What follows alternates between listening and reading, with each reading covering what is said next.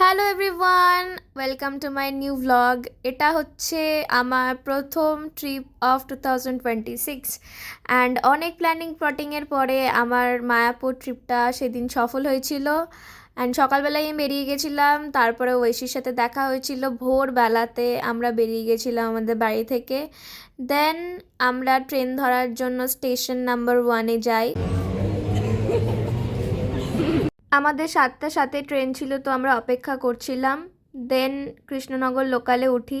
ভিড় ছিল সেদিন ট্রেনে, অ্যান্ড ওই টাইমটায় ভিড়ও হয় ট্রেন, বাট আমি লাকিলি একটা সিট পেয়ে গেছিলাম।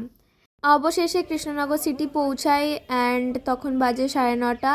তারপরে আমরা একটা টোটোতে উঠি, আর টোটোতে যেতে লাগে হচ্ছে 50 মিনিট।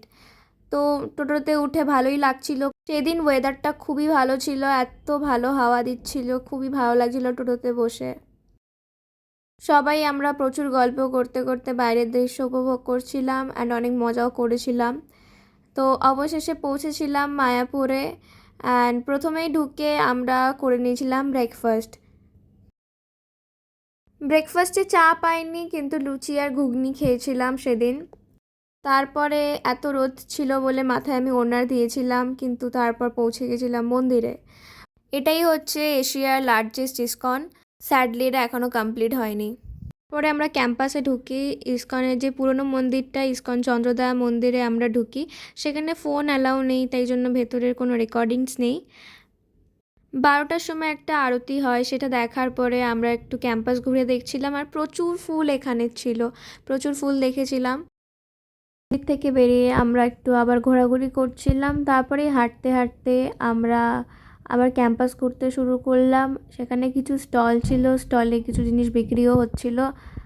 তারপর আমরা এই মন্দিরটাতে গেছিলাম। এই মন্দিরেও ফোন অ্যালাউ ছিল না, বাট খুবই সুন্দর মন্দির ছিল। আমরা বেরিয়ে আমাদের গরু দেখার খুবই শখ ছিল, তাই জন্য আমরা গোশালার উদ্দেশ্যে রওনা দিই। সেখানে গিয়ে আমরা এত কিউট কিউট গরু দেখেছিলাম, এত কিউট কিউট গরু। আমার গরু অনেক বেশি প্রিয়। আমার একটা গরুর প্রতি অবসেশন আছে, যারা আমাকে চেনে তারা জানে। তো আমি গরু দেখলেই আমার অনেক বেশি ভালো লাগে, মনে হয় অনেক বেশি আদর করতে শুরু করে দিই। এখানে সমস্ত গরুই ছিল অনেক বেশি হিউম্যান ফ্রেন্ডলি। সবাই হচ্ছে এসে আদর খাওয়ার জন্য এগিয়ে গিয়ে আসছিল। আমার খুব ভালো লাগছিল। তো তারপরে আমরা একটু ঘোরাঘুরি করছিলাম আশেপাশে। গোশালা থেকে বেরিয়েই আমরা মায়াপুরে বিখ্যাত দই ট্রাই করি, আর দইটা সেই ছিল খেতে। হাই করো, হাই পিছনে পিছনে একবার হাই বল। আমরা এত পেছনে আছি যে আমরা দেখতে পাবো না। হাই পেছনে পেছনে এত পেছনে চলে এসেছি। হাই বল, হাই বল, হাই। ক্যামেরা থেকে বেরিয়ে গেল।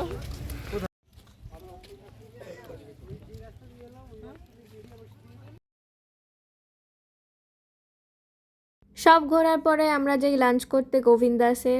প্রচুর খাওয়ার অপশন ছিল, বাট থালি খেতে ইচ্ছা হলো। আমার অ্যাপেটাইট এতটাই ছোট, তাই জন্য আমরা অর্ডার করেছিলাম পিৎজা। আর এই ব্যক্তি অতিরিক্ত পিৎজা অর্ডার করে লাস্টে আর খেতেই পারছিল না। তো একে দেখেই বোঝা যাচ্ছে এ কতটা খেতে সমস্যা হচ্ছে, বাট তো সপ্তর্ষি বি লাইক, টাকা দিয়েছি যখন আমি খেয়েই ছাড়বো। তো ওকে দেখে আমি আর ঐশী প্রচণ্ড হাসছিলাম। আমাদের মাঝে কিছুজন নিয়েছিল থালি। থালিতে প্রচুর রকমের খাবার ছিল, খুবই রিজনেবল প্রাইসে। তো আপনারা যখন মায়াপুর যাবেন তখন আপনারাও থালিটা ট্রাই করতে পারেন। খাবার প্রচণ্ডই ভালো ছিল খেতে। লাঞ্চ করেই বেরিয়ে পড়ি ট্রেন ধরার উদ্দেশ্যে। আর সেদিন ওয়েদারটা এতটাই ভালো ছিল যে আমি সারা রাস্তা শুধু ঘুমিয়েছিলাম। তারপরে আমরা ট্রেন ধরি, আর আমি নেমেছিলাম বিধাননগরে। তো এখানেই আমার ব্লগটা end. Hope you like this video.